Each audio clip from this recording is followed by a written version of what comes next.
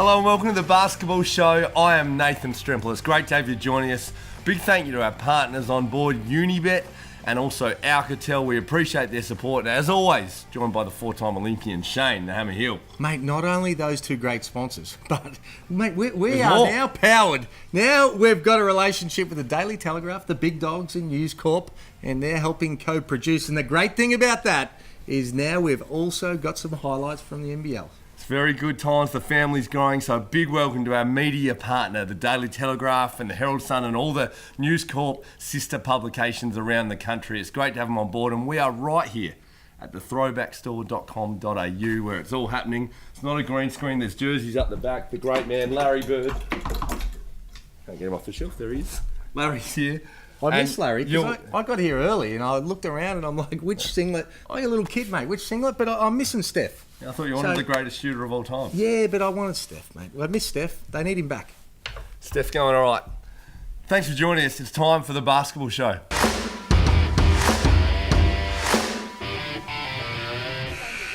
And as we get underway, as always, we start off with who is under the hammer this week. And, mate, I'm going at New Zealand. I know you had them in the top four. You've still got them in the top four. You need to be hammered as well. All right? Because their performance, they have got a great team. A lot of talent. They really do. I had them in the top four and I got rid of them after 1 week because they're just not producing. To lose that game in New Zealand, a crunch game against the Perth Wildcats, they had an opportunity to make a statement. They didn't get it done. Then they go to Perth. And then they're playing without Damian Martin and the MVP, Bryce Cotton, the best player in the league right now.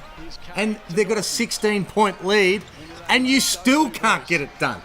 On that. No. On that, you need to be hammered, and they need to have a good hard look at themselves right now, New Zealand, because they're just not getting it done. Well, shout out to all our friends over in New Zealand, but for this week, the New Zealand Breakers, you are under the hammer.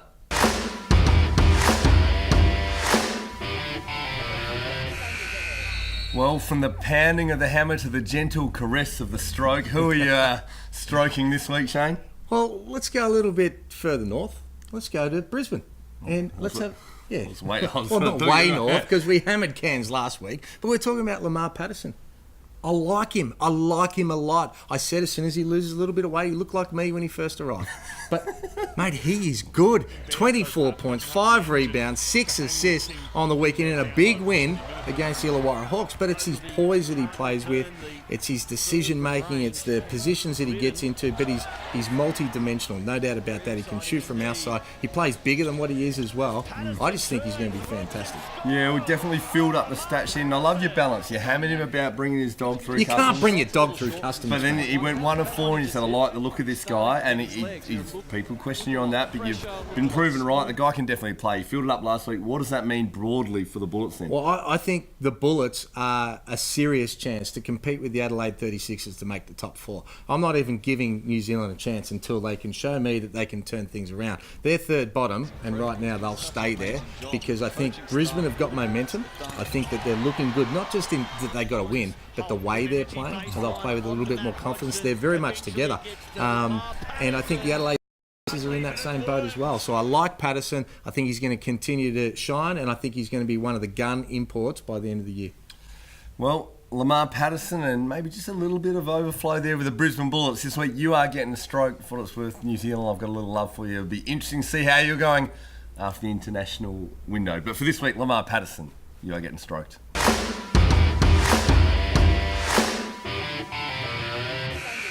Well, we usually look forwards rather than backwards here, but there was a game on the weekend we had to touch on fittingly. It was the fingertips of Mitch McCarron and DJ Kennedy that led to your fingertips entering my cheek.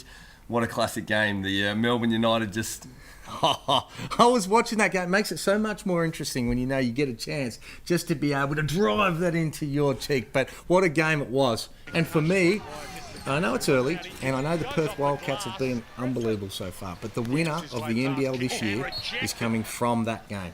Perth weren't playing quality. that game, you know. No, I know that, and that's what I'm saying. Perth have been fantastic, and they're top of the ladder. I picked them third. You didn't pick them in the top 4. So I still think Perth are right there, but the winner's coming from these 2 games. If the Kings get rid of Ware, bring in somebody with some athleticism, but the quality of that game was just top-notch.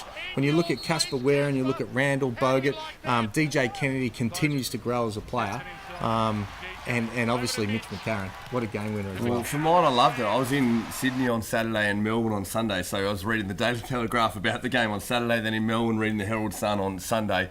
And for me, it was the rivalry just to see these 2 elite point guards, Randall and Ware, going at each other and how those matchups played out. There's a bit of flavour in that rivalry with 2 games in Sydney still to come. Well, just a whole lot of passion between those quality point guards as well. Randall didn't get any assists, but he scored well, and I thought in most part he led that team. But just quality, and you look at the atmosphere there. You know, you can see in the stands the people are loving the game in Melbourne. Just sold out, celebrities all around the court, and that's when you know when Sydney and Melbourne are making things happen.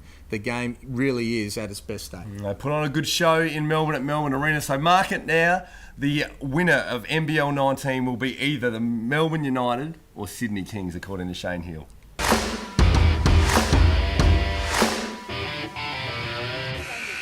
Different week this week with a FIBA international window. So we're looking at an Australian Boomers side made up entirely of NBL players, and we're a year away from the World Cup. I need a Boomers singlet. Where's my Boomers singlet, mate? You got Roll a few, it mate. back. You wore a few of those back in the day. Did it? A bit smaller though. Hey, you did the Boomers proud, and you played many a World Cup, many an Olympic Games. How many of these guys do you think will be in the conversation come World Cup qualification in a year's time? Well, I think most people would say very few of them will be in contention, knowing the calibre of superstars we've got in the NBA, and obviously Bogut will come back in, and Creek as well. That's not in the NBA, but just under that level. So, but what I do think is that there will be some guys that won't make themselves available for the World Cup, and potentially guys like Ben Simmons won't be there.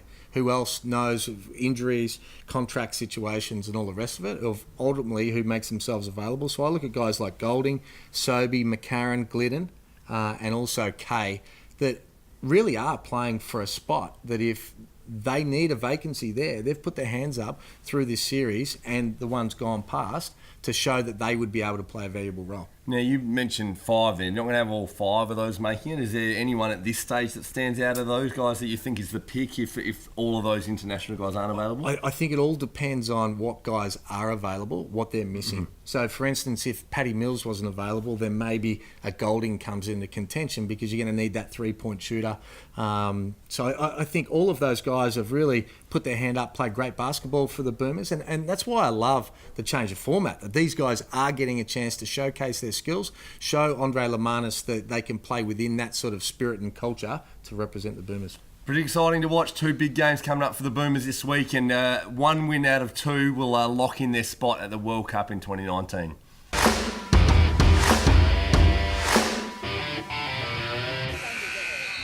Time now for the Alcatel superstar, and this week it's Harrison Little, 11 years old, from Trinity Grammar, Accelerate Basketball and St George Basketball Association. Hammer. Yeah, check these highlights out. I love it, and they've taken the time too. We love the passion, obviously, from his old man that's been able to put it together. Oh, his mum? Well, it could have been his mum, but I think it came from his dad, okay? So let's stroke him at the same time. And have a look. Thanks, I love the fact that you see him finish with his left hand, so he gets down the court. We love that. Great finish. The next play comes down. They take away the lane from him. So what's he do? He goes step back on his left hand. Right foot, left hand, bang, if you don't mind. And the last one, he just says, if whatever I can do on my left, I can do on my right as well. So he goes full court and says, do you know who I am and what I'm getting? Because he's getting a phone, mate. Alcatel phone for him, under 12s in the Waratah League, and just fittingly, you're wearing the Steph Curry jersey. Reminds me a bit of a younger Steph Curry, the way he's going about it. Apparently he likes Steph, so we can see the way he plays. Good on him. Well done, mate. Harrison Little, congratulations. You are our Alcatel superstar this week.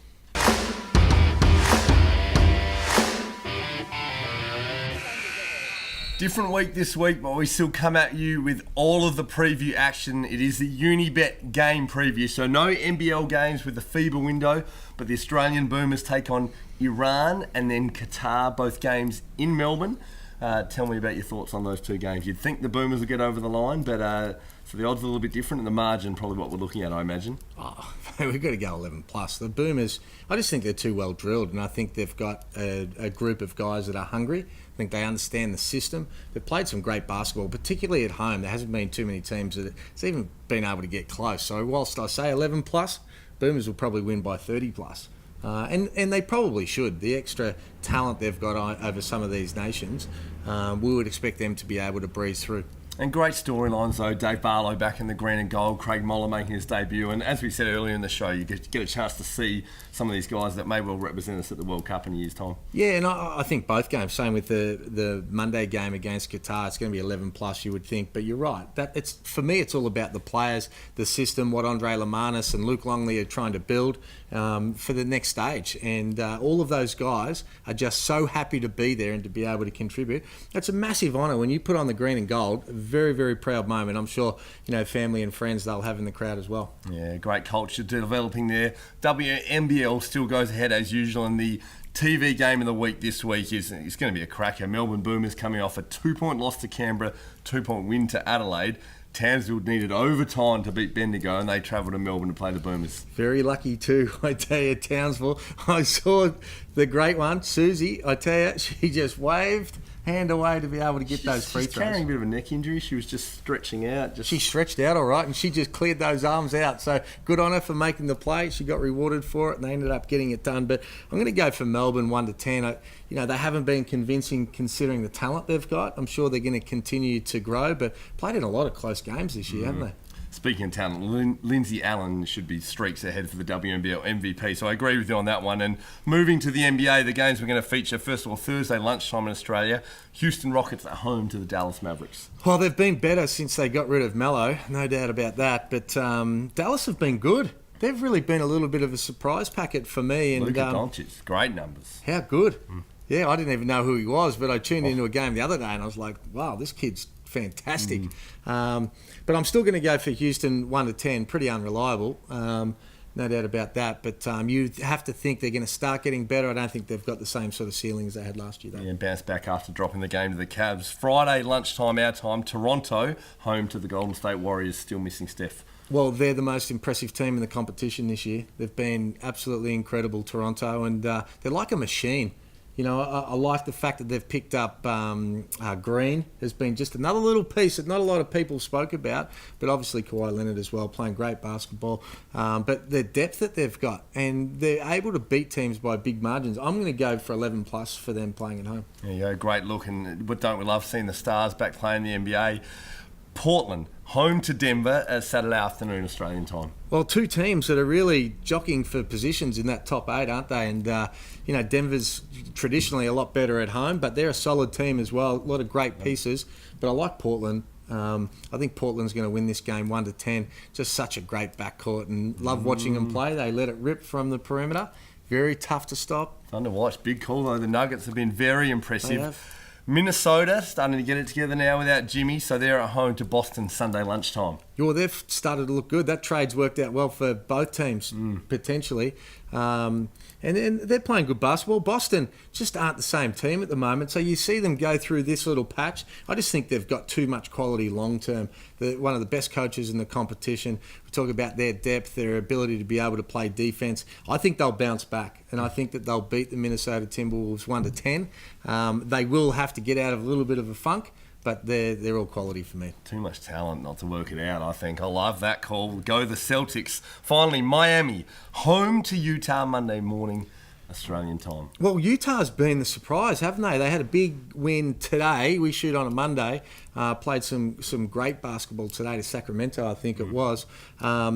But surprised to see them right down the bottom, really, in the bottom couple, with the way they started, and we know the culture they've got and the style that they play. So I love what they're doing, but Miami, just one of those teams that are tough to be able to get past. You look at the roster, and you think, how do they just continue to do it? But I think they'll win that game 1-10 over Utah, unfortunately. Great call. When you say Utah down the bottom, just the competitiveness of the West, like the record, in a cylinder's not bad. Yeah, well, and when you see teams like Sacramento that are way overachieving, and again in a tough area in the West as well, so it's just so competitive. But I'll go Miami.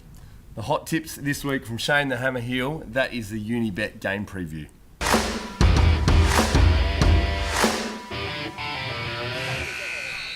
We are now on the clock for the 5 hottest issues in basketball this week. It's time for the starting 5. The shot clock is in operation. Brilliant. First up, sporting a fantastic new haircut. Didn't he look good? Dominated against Cairns, and then Jacob Wiley an early exit in the second game of the weekend for Adelaide. Well, he did, and this is where it's great to be able to have that vision, because you have a look at Jordan Jett, makes a great play, but he instigates the trash talk, and I like it. But then Wiley comes straight back at him.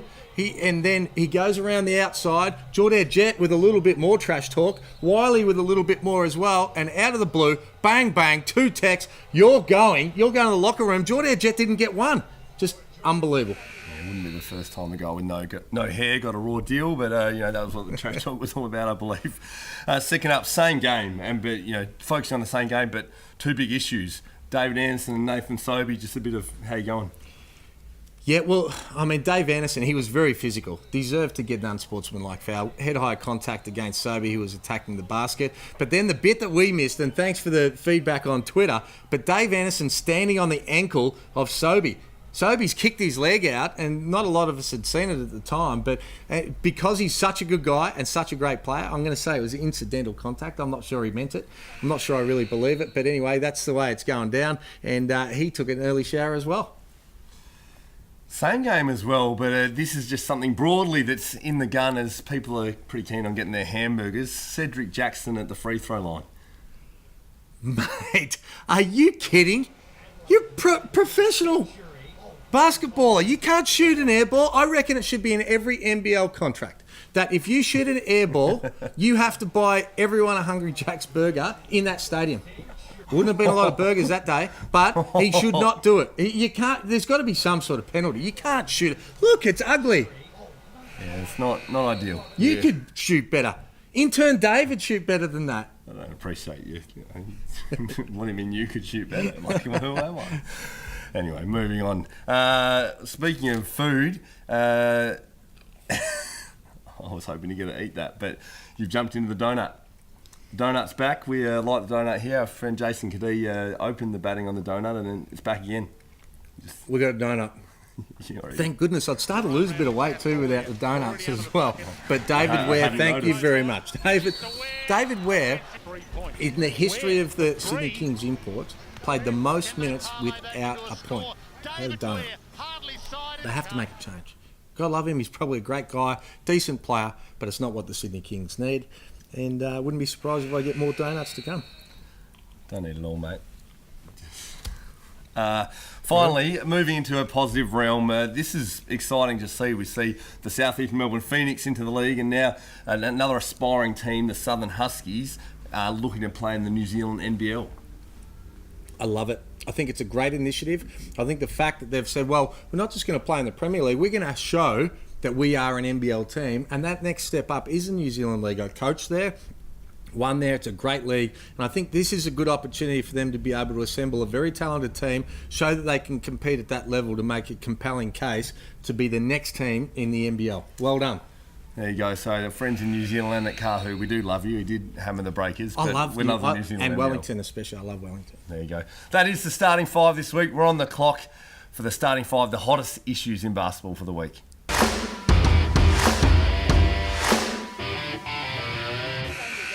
Time now as we move into Alcatel Crunchtime, and this is my favourite segment because I'm always excited. You find the big names. Who have you got for us this week? This is a big one, mate. When I say big, he's a big man, but let me tell you, he's cocky too, and I love it. So we went in for Crunchtime with the big man himself, Harry Froling. Take a listen. All right, here for Crunchtime, and we've got the young superstar, the 20-year-old, 15 straight points in a row last week, Harry Froling. Unbelievable. Welcome. Thank you. Thanks for having me, mate. All right, you ready for the pressure? Ready? Let's do it. Fold and scrunch. I'm a combo, to be honest. Combo? We haven't had a combo. Okay. Pineapple on a pizza? Nah. No, that's not Australian. Who wins at wrestling, you or your dad? Me. Nah, him. I say that with confidence, just don't confident, but he wins. Yeah, he definitely wins. Who wins one-on-one, you or Sam? Me. It's never been. Why? I wasn't backing down. It's too skinny.